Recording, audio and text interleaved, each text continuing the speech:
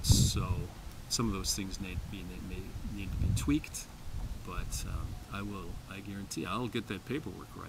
We may have to file amendments, but I will not make the payments for my clients. So when you file a Chapter 13, you have to start paying within 30 days of when you file. So if you have a bi-weekly payment, you get paid every 2 weeks.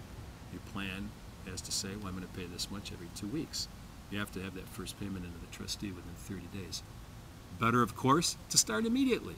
First paycheck, or have it on hand.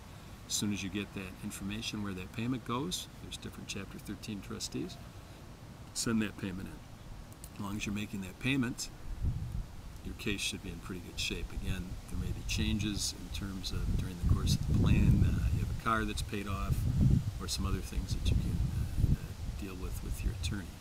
But the main party you deal with in the Detroit courts, the Eastern District of Michigan, is the trustee.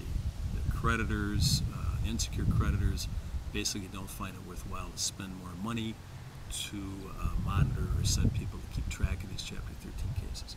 The mortgage company will be there. So the mortgage company is there. They'll have a calculation that they figure, well, this is how far behind you are. Throw some attorney fees in. Now, we don't know if that matches your records or not.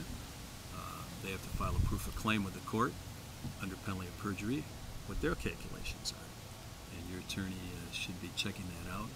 And there's ways for you to get additional information, again, an accounting information from that mortgage company. What did they do with the payments they received? A lot of times the mortgages have been bought and sold, and there's issues there. So it is something you really need an attorney for. Now, are you required to? No, you can represent yourself. But as I say to people, you can do your own plumbing, you can be your own electrician if you want to. But if your wiring goes bad, maybe you call the electrician. And if your sink is flooding, maybe you call a plumber. And if you're looking at a Chapter 13, you need to consult an experienced attorney about that. So Chapter 13, payment plan, not necessarily 100%. You have to be in for 3 years. If you're paying your creditors off in 2 years, of course you're done. But if you're under 100% plan, you have to be in for 3 years. You have to have that budget. What's your income, your gross income? What's the government leave you? Maybe you have child support or something else deducted that's allowable. What do you have left? You have to pay that in, and you have to pay those creditors in your Chapter 13 plan at least as much as you would get if you're in a Chapter 7. You don't like the Chapter 13, you pull out whenever you want. Call up your attorney, I want out, you file the paper, you're out. You're back where you started. You don't have protection from the creditors.